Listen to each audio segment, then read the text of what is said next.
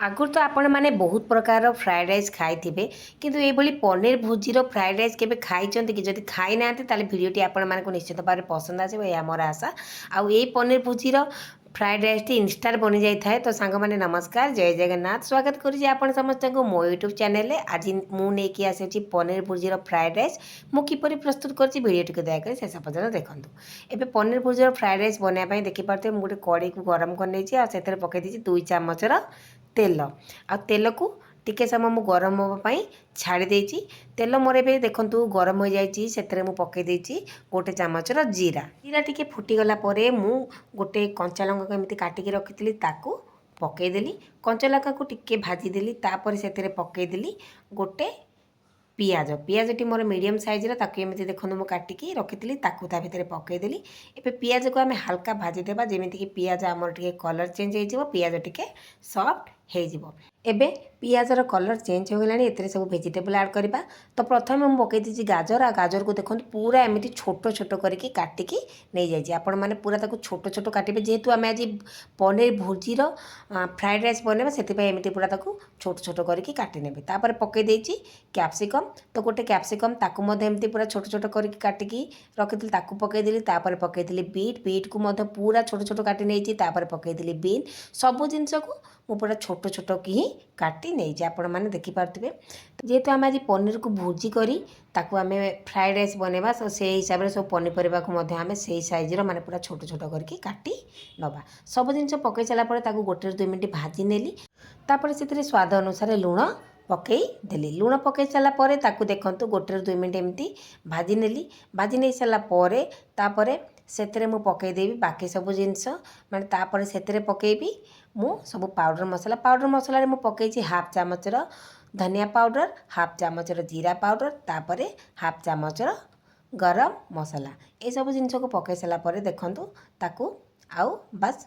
अध मिनिट रु गोटे मिनिट ताकू एमती भाजी नेबी एबे पनीपरिया जेमती आम टिके सिझिबो सेथिपाई ताकू कभर करके लो फ्लेम रे पूरा 5 मिनिट पाई छाड़देवी जमीक आम पनीपरिया टिके सीझी जीव 5 मिनिट पर कभर खोलिकी आपण मानक देखौची देखिपारे पनीपरिया आमर सीझी जाइए एबे एथिरे पकईदेवा टमाटो तो गोटे छोट साइज्र टमाटो ताकू मु एमती छोट छोट करके काटिकी रखी ताकू ता भितर पकईदेली एबे टमाटो को भलसे देखो टे भाजी ने टमाटो जानते तो आपण मैंने सीझापी बिल्कुल भी बेसी टाइम लगी न थाए से टमाटो को आप पछरे पकेबे टमाटो को पकई सारापर बास ताकू कभर करके गोटे 2 मिनिट पाई छाड़देवी जमीक टमाटो आमर सफ्ट हो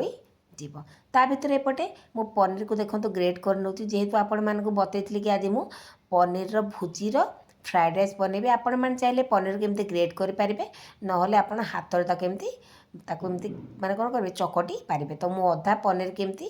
ग्रेट करनेली तापर मुझे कहली ना छाड़ ताकू ए चलतु चकटी दबा तापर पनीर तो सेठी गले ऑटोमेटिक से सफ्ट है आउ टे भांगीज तो देखिपारे एपटे पनीर को अधा मु ग्रेट कली अधा ताकू चकटी पकईदेली एबे से पनीपरिया भितर तो पनीर पकई सारापर ताकू देखूँ एमती से जो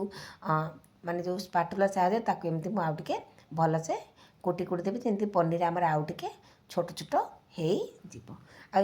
पनीर भुजीर जो फ्राएड राइस टी अच्छी ना ताकू आप नॉर्मल दही सहित खाईदेवे आपन को एक्सट्रा किसी तरकार दरकार पड़ोनी आपण मैंने चाहिए एमती बन कि निज पिला को लंच बॉक्स रे दे पारिबे निज हस्बैंड को तांको मध्य लंच बॉक्स रे दे पारिबे आ ये रेसिपी बनवा को एकदम बहुत सहज आ बहुत कम टाइम लगी था तो सेपटे मु भात बन की रखीदी एबे से भात को टिके ठंडा कर देइथिली एबे भात आनिकी मु या भितर देदेली आपन को कौन करिया पड़िबो ना प्रथम ही भात रांधिकी ताकू टिके ठंडा करदेबे नले आपनकर भात जदि गरम थिबो सेमती गोटा गोटा रहइबनी पूरा चिपचिपा हो जिवो तो प्रथम ही मु भात को रांधिकी ताकू टिके ठंडा करी देइथिली तो देखि पारथिबे एबे ता भितर भात देकी ताकू भल से मु एमती मिसई नेली एबे सब जिनस आपण माने देखि पारथिबे भल से पूरा मिसी जाई तो एबे आमर प्रस्तुत हो गला पनीर भुजीर फ्राएड राइस साग मैंने ये राइस रेसिपीटी आपण मानक जदि भल लगे तो ये वीडियोटी को निहाती भाव गोटे शेयर करेंगे आ गोटे लाइक करेंगे आ जदि चैनल नुआ अच्छा चैनल को निहाती भाव गोटे सब्सक्राइब करदेवे तो केते कम टाइम भितर आउ केते सहजरे आमर बनिकी रेडी हो गला पनीर फ्राएड राइस जदि पिला माने आपण घरे अच्छा जी कि पनीपरिया खाइबा को बिल्कुल भी पसंद करना ताकू ए उपाय खाइबा को दिंतु देखिए से खुशी खुशी रे खाई ନେବେ। ତ ସାଙ୍ଗମାନେ ଏଇ ପନିର ଭୋଜିର ରେସିପିଟି ଆପଣମାନଙ୍କୁ କିପରି ଲାଗିଲା ନିହାତି ଭାବରେ ନିଜ ଘରେ ବନେଇବେ, ତାପରେ ମୋତେ କମେଣ୍ଟରେ ଜଣେଇବେ। ସାଙ୍ଗମାନେ ଏଇ ତ ଥିଲା ପନିର ଭୋଜିର ଫ୍ରାଏଡ଼୍ ରାଇସ୍। ପୁଣି ଆପଣମାନଙ୍କ ସହିତ ଦେଖାହେବ ଆଉ ଗୋଟେ ନୂଆ ଭିଡ଼ିଓ ସହ, ଗୋଟେ ନୂଆ ରେସିପି ସହ। ଆଜି ପାଇଁ ବିଦାୟ ଦିଅନ୍ତୁ। ରହୁଛି ନମସ୍କାର। ଜୟ ଜଗନ୍ନାଥ।